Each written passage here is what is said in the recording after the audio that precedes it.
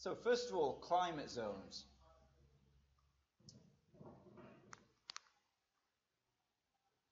So there's the kind of prime climate zones, from the polar zone, temperate zone, subtropical, tropical. And obviously we are sat in the temperate zone in the UK. Now these are broad global climate zones. There is a much finer grain of climate zones, which is then starting to look at the location of places and the relationship to the oceans. Now, I'm not going to go into that full detail today, but important to understand that these are broad climate zones. But if we look, for example, the UK, which is on the same latitude as probably Berlin, but it has a different climate zone. So although they're both in a temperate zone, Berlin has a continental temperate climate, whereas the UK has a maritime temperate climate. And the impact of the sea, the oceans, has a big bearing on that. And if we look then at the global solar gain values, this is the total amount of energy from the sun across the whole year.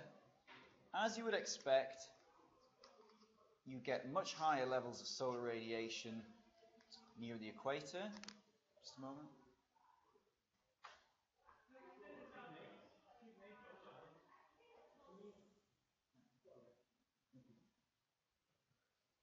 Thanks.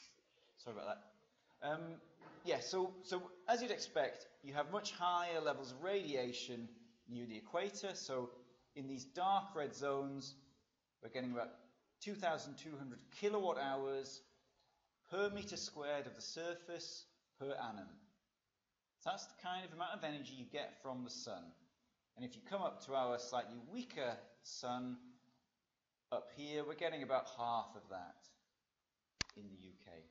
But again, there is a much finer grain. So for example, you look here in parts of North America, they're getting the equivalent energy from the sun as Central Africa on the equator.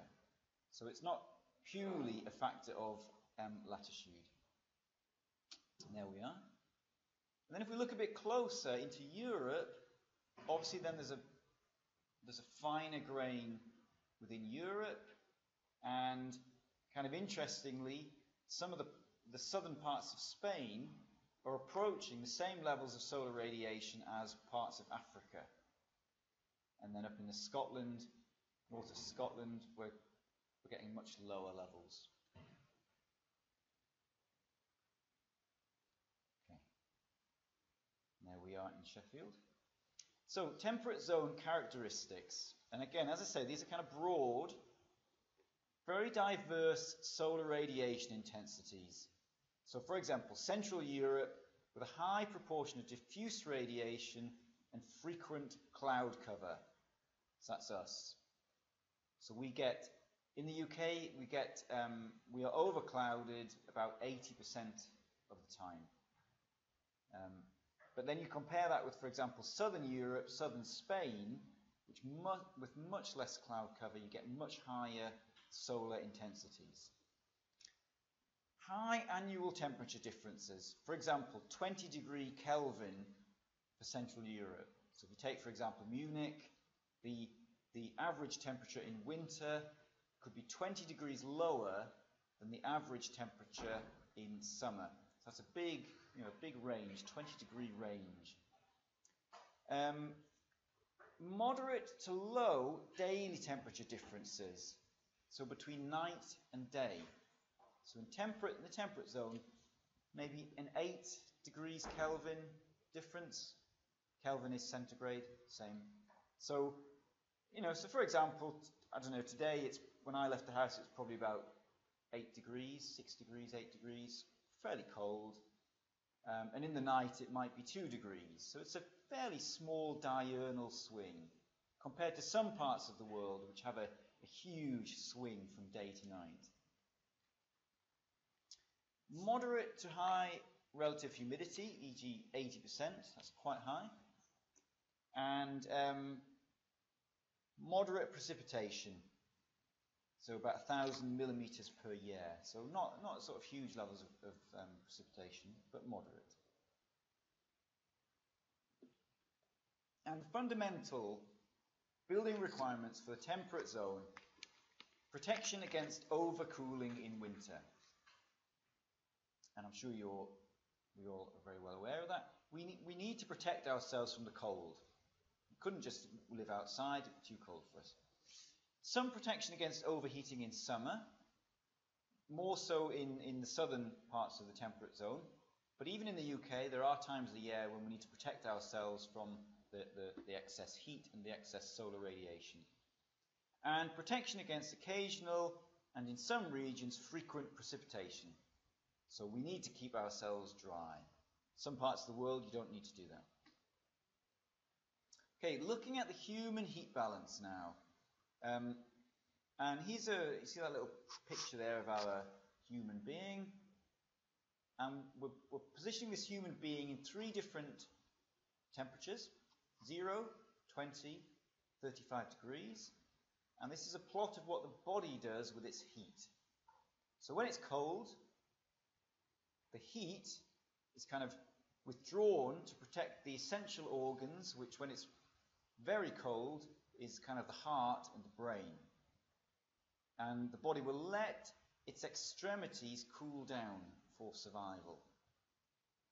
If we move into a sort of normal room temperature, 20 degrees, we've got a more even distribution of heat at about 37 degrees for the internal organs, and then it gets a bit cooler towards the extremities.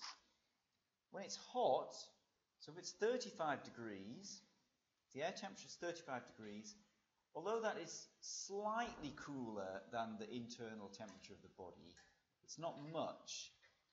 And human bodies need to lose heat because when we're doing any kind of activities, we're respirating, we're digesting food, we create heat. So we need to get rid of that heat. And what you can see is when it's warm, when it's 35 degrees, what the body does is it spreads that heat across, partly as a means of getting rid of some heat. Okay, so that's just the text of what I've just been saying. Yeah. So the important thing here, the body must transfer heat from the body to the outside environment. And it's sometimes it feels counterintuitive, that, because you might think, well, I feel cold. I'm in a room at 18 degrees. I feel cold. Why would I want to be losing heat? But that's because there's so much going on in the body that it needs to get rid of this heat, or it's damaging to health. 4 bodily mechanisms to transfer heat from the body to the environment. I'm going to look at these in a little bit more detail using this graph here. Okay, so we've got radiation, conduction, convection, and evaporation. And we're going to compare these different processes in different air temperatures. So if we look first at radiation, so the radiation of heat from the body to surfaces in the room that we're in. Okay? And what you see from the graph is in low room temperatures, it's a very effective process. So for example, if the room is round at the sort of 10 degrees, the air temperature is 10 degrees, we could lose up to 80 watts through radiation. So, high proportion could be through radiation. As the temperature in the room increases, we lose much less heat through radiation because the surfaces that we'd be radiating to are a comparable temperature to the body, so there's no flow of energy.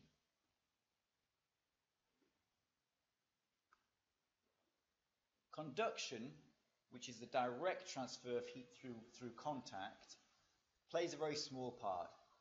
Okay, I guess because we don't really touch many surfaces. We're generally touching the air. So although my feet are touching the floor, I've got shoes and socks on, so it's a fairly minor energy flow. convection from the surface of the body into the air, and then the air convecting and taking that heat away, plays a role, and it's not as effective as radiation, but similar to radiation, the effectiveness reduces as the air temperature increases. So if you were designing for a very warm environment, the sort of heat loss through convection becomes much less effective. And then finally, evaporation via breathing and transpiration. So breathing, sweating. Okay? And interestingly, it's the only process which becomes more effective as air temperature rises. And this is why when you start designing for hot environments, if you're trying to design for natural ventilation, then evaporation becomes the most important means of the body losing heat. Combined, at the sort of 28 degrees, combined with the other processes. When you get up into very high temperatures, 36 degrees, the body is losing virtually all of its heat through evaporation. And that's why in those hot climates, clothing becomes absolutely critical, because if you prevent your body from sweating, you can't lose that heat. It's also why in very hot cities, when you have mist spraying that can actually condense some water onto the body, that helps that cooling process. So very important. Also in hot temperatures, because convection is still playing a part, and because evaporation, the heat loss through evaporation is increased through air movement, this is why ceiling fans and natural air movement or forced air movement becomes so important in hot climate design. Okay, so looking now at the parameters of thermal comfort. Now what I often find with these is some of them are kind of obvious, but some of them are not that obvious, and they're not things that we necessarily always think about. So if we start with air temperature, that's probably the one we're all familiar with. When you put the weather on the television, on your app, phone or whatever, it'll tell you what the air temperature will be. So if it says it will be 22 degrees, you think, oh, that's going to be quite nice, quite warm. If it says 0, that's quite cold. So we all kind of understand that, air temperature. Surface temperature is a really difficult one, because it's quite hard, I think, to understand the effect of surface temperature on it. And I've got some graphs later to demonstrate that. But it does actually have a significant effect on us. So, for example, if I was stood near that window will be cooler than, for example, this surface. And that would have an effect on my thermal comfort. Equally, if you are in a building which maybe has, for example, underfloor heating, that beneficial effect of that surface heat can be very effective at making you feel thermally comfortable. And that's the important thing today, that what we're basically doing is we're talking about thermal comfort as an overall effect on the body of all of these factors. I think as architects we can be sometimes a little bit guilty of only thinking about air temperature, but in fact, as I'll demonstrate, all the other parameters have an impact. Relative humidity, so the amount of moisture which the air is able to hold, and this has a huge impact on thermal comfort. Particularly when you start getting into warmer temperatures, relative humidity is a real limiting factor on what can be perceived as comfortable. And in the UK we have high humidity, so it's quite a significant effect. Activity level, that one's probably quite obvious. If you're running, you'll be generating body heat, and you can accept cooler air temperatures. But what is not so obvious is the effect of, for example, if you walk to work in the morning and you're hot because you've walked in, that has a time lag.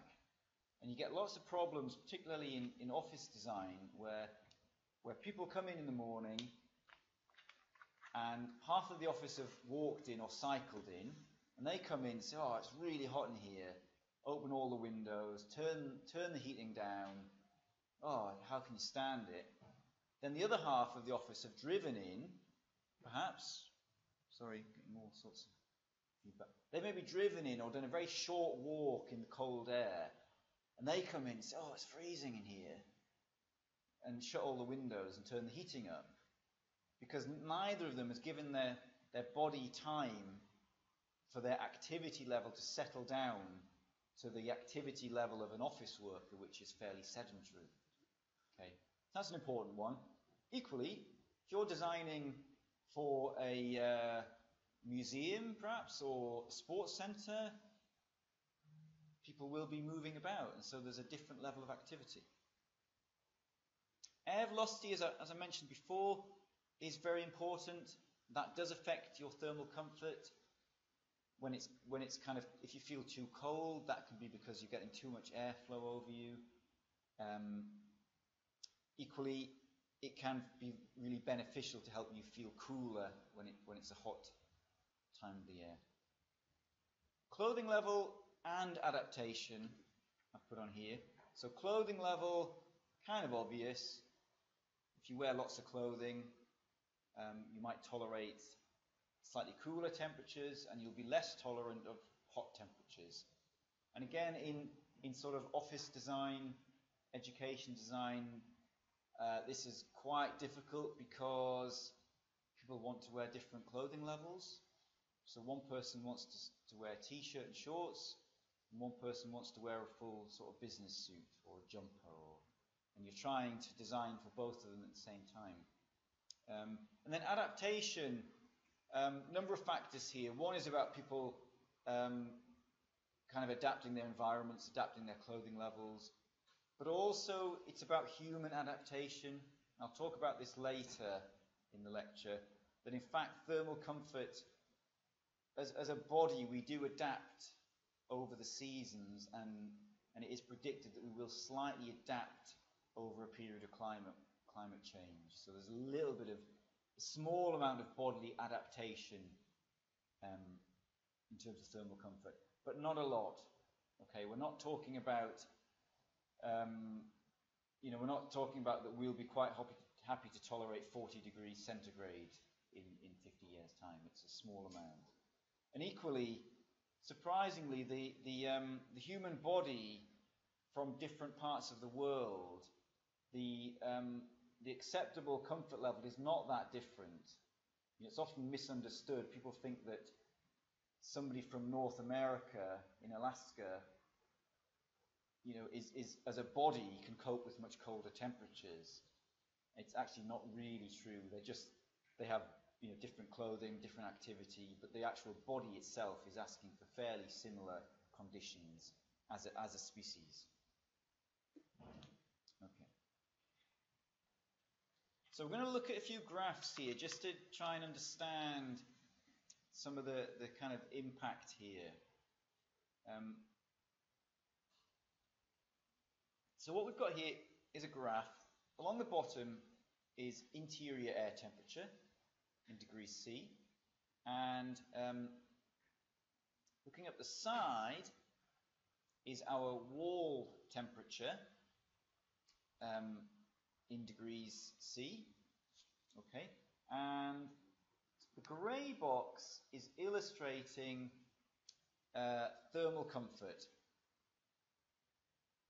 Okay, and what you see is that grey box is not a sort of it's not a square box. It does not entirely match the air temperature, but it has got a top and a bottom. So if we drop the air temperature below 19 degrees in a room. Sorry, I'm doing a lecture. You can't. No, it's very disturbing. You'll have to come back later. if you drop below 19 degrees, it doesn't matter what you do with that wall temperature, you cannot make that comfortable. Equally, if you go above 23 degrees air temperature, again, you can't make that comfortable by changing surface temperature. But in between that zone, there is some modification here. So at the lower temperatures, down at 19, by having a slightly higher wall temperature, you can push that into the comfort zone. Okay, so there's a small amount of modification you can make there, not a huge amount. Okay, the next one is looking at floor temperature, and this one can have quite an effect. Now, in this example, the comfortable zone, again, it's between about 18 and 23 degrees. Okay, and we're also looking at what you might consider acceptable. And there is some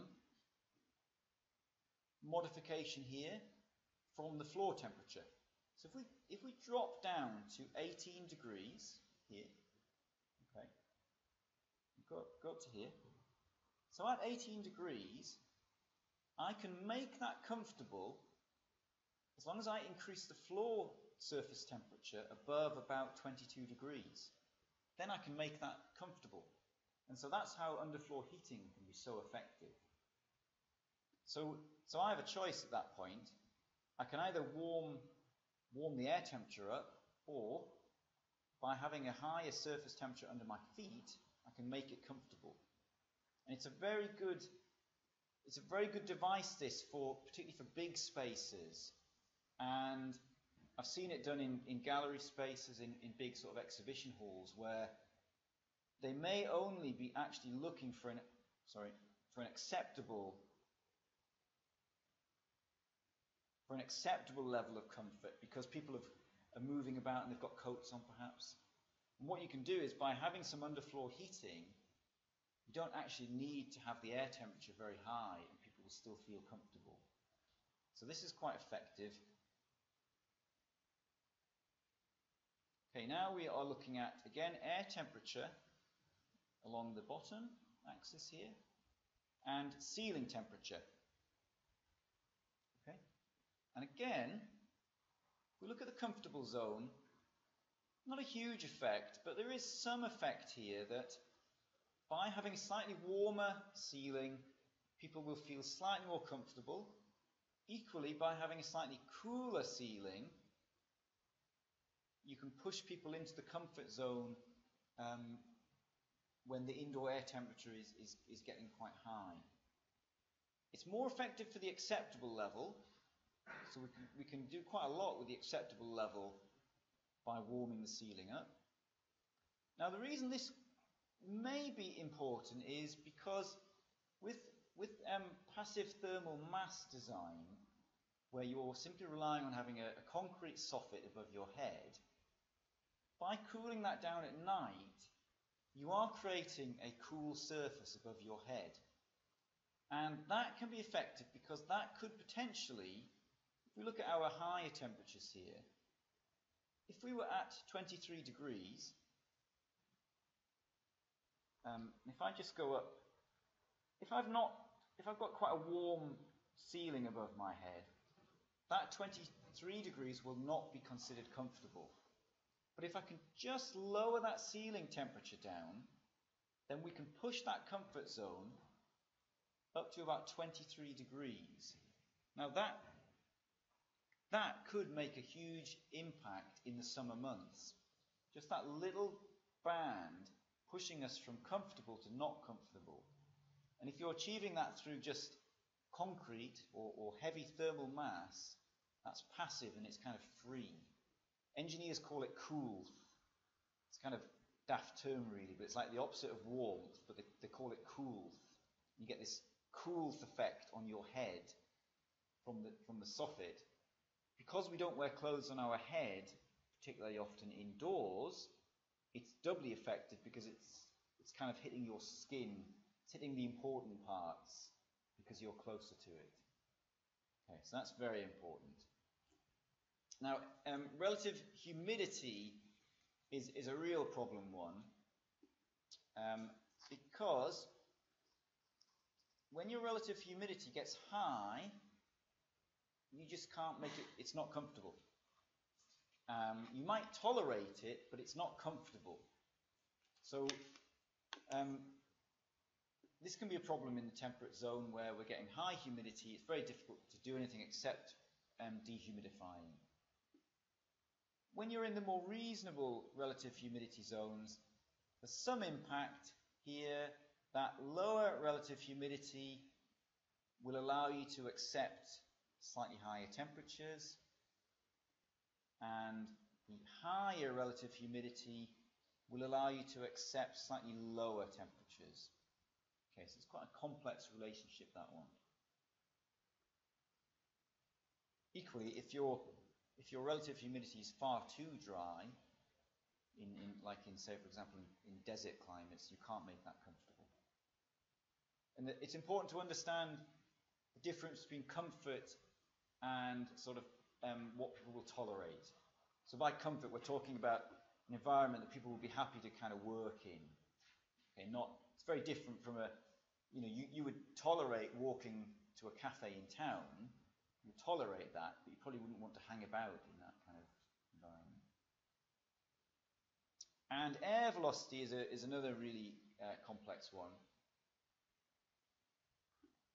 Again, if we look at temperature and we look at air velocity at head height, so we're talking about air at head height here, as you push the velocity up, we can tolerate higher temperatures. Okay, so that's the kind of important one. Equally, as you push the air velocity up, we will not tolerate those high levels of air velocity if the interior air is cool.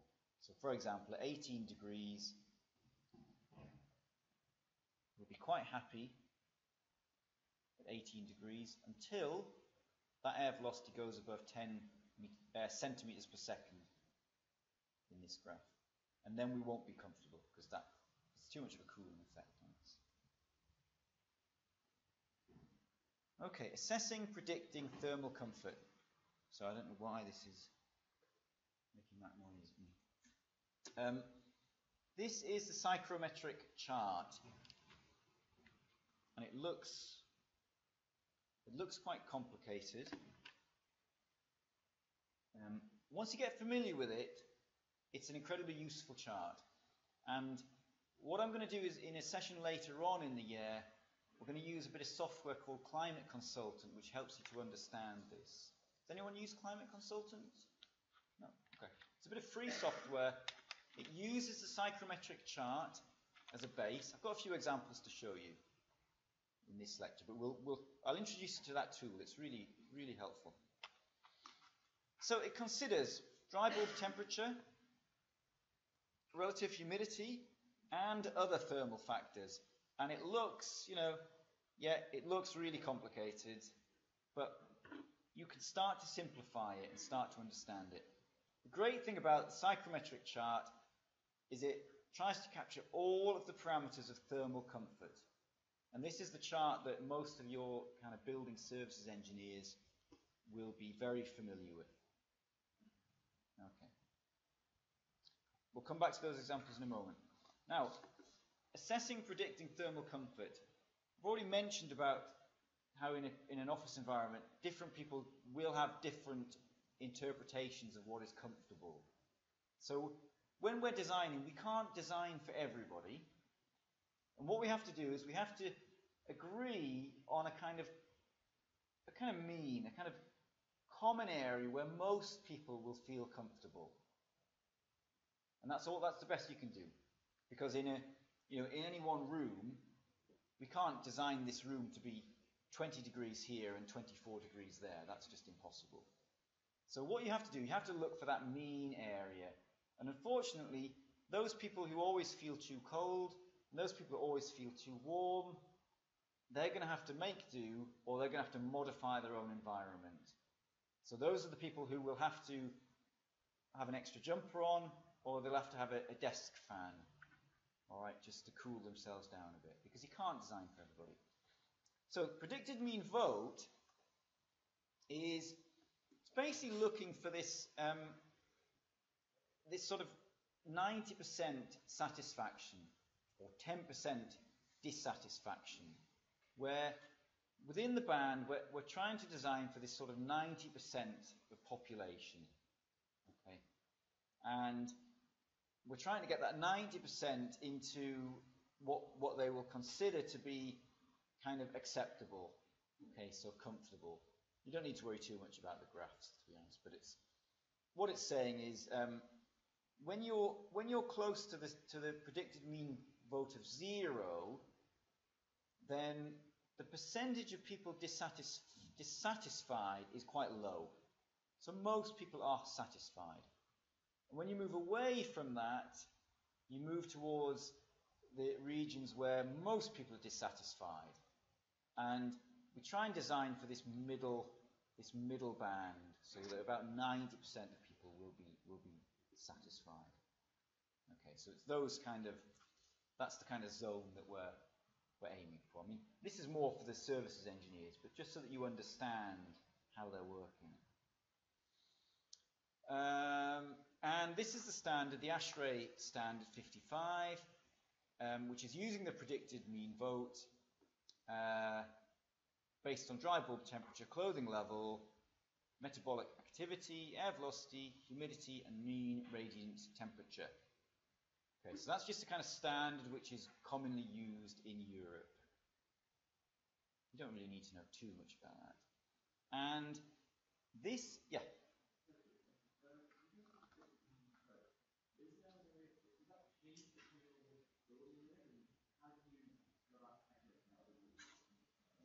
You don't really need to know. It's not based on building type, so the parameters of comfort would be different per building type, but we'd still be aiming, using this method, you'd still be aiming for that 90% satisfaction. It might be, in a particularly kind of stringent environment, you might aim for a higher standard. I'm thinking maybe like a sort of high dependency care unit in a hospital. You might be looking for a greater level of satisfaction. Difficult.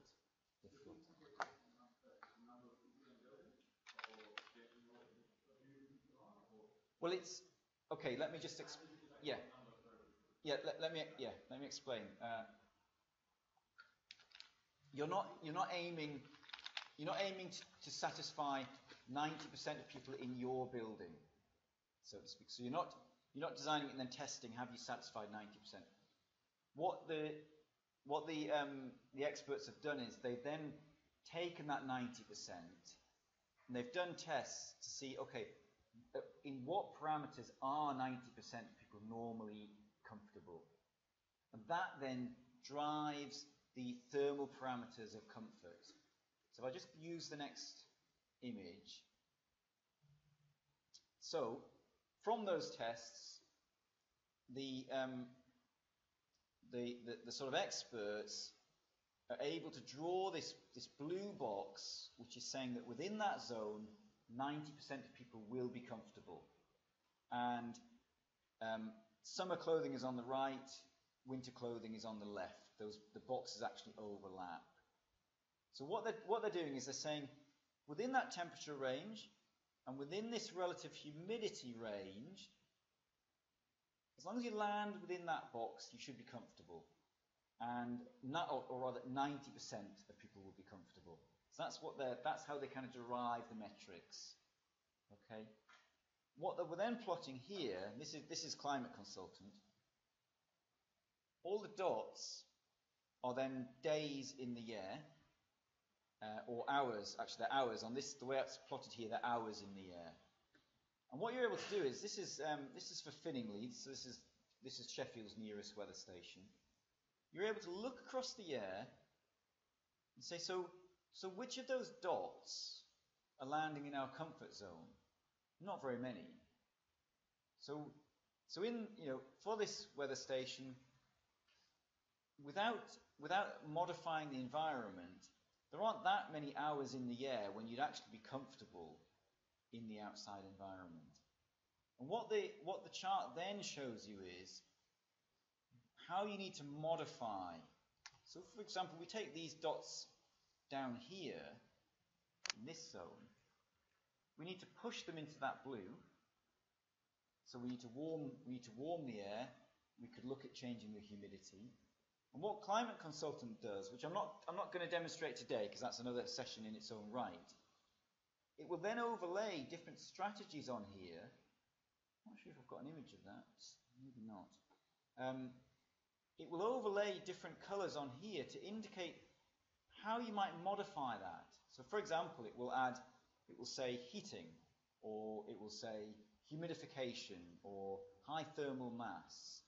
And it's a great tool because it's helping you to find design strategies that push your comfort, pushes your zone rather from this uncomfortable zone into the blue comfort. Okay? It's quite a sort of complex thing, but when we start using Climate Consultant, you'll see how that works. Okay? So don't worry too much if that's a bit kind of not clear today. Okay, the next standard, a different standard, is the Adaptive Comfort Threshold methodology. This one is really important for the UK and for much of Northern Europe. This is for ventilated buildings without cooling. It doesn't apply, naturally ventilated. You can't use this for mechanical ventilation or for comfort cooling. It's based on the principle that if building occupants are able to modify their own environment, they can accept a higher range of temperatures and comfort levels. And this has been proven through experimentation, through tests. Okay, so there's been a lot of research done. You put people in rooms with windows they can open. You put them in rooms with windows they can't open.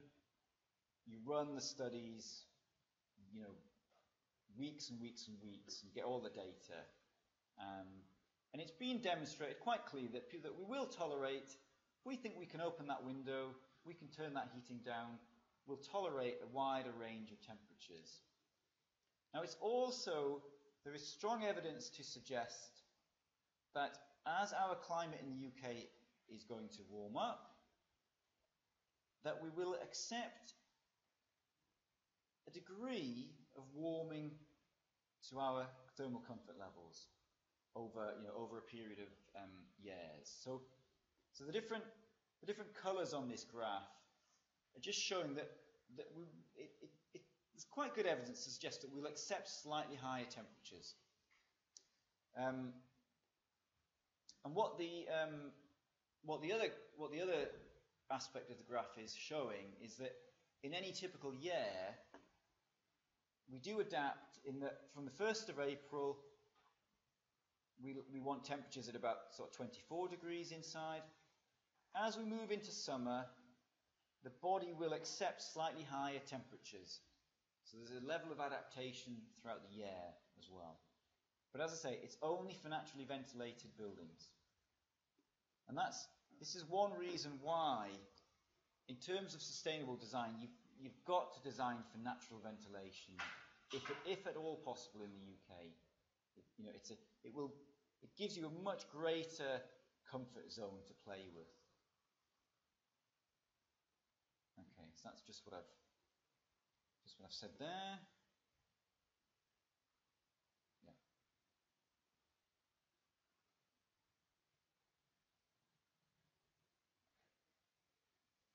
And yeah, that predicted increase in comfort level is only in the range of 1 to 2 degrees over the next 70 years. So we're not going to start accepting hugely high temperatures, but we'll accept a little bit higher.